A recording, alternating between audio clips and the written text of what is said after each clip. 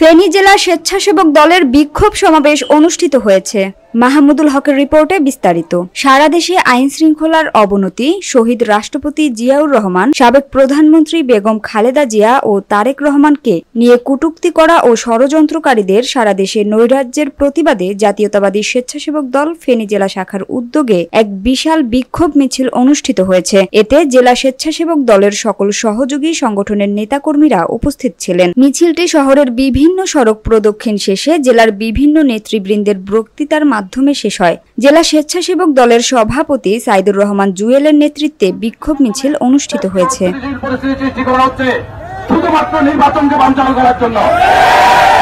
আমরা গত 17 বছর বাংলাদেশের গণতন্ত্র প্রতিষ্ঠার জন্য আন্দোলন করেছি, 2000 কর্মীকে গুম করা হয়েছে, নেতা কর্মীকে হত্যা করা হয়েছে গণতন্ত্র প্রতিষ্ঠার জন্য। আমরা আবার সমর্থন করছি এই গণতন্ত্র প্রতিষ্ঠার জন্য যদি আমাদেরকে রক্ত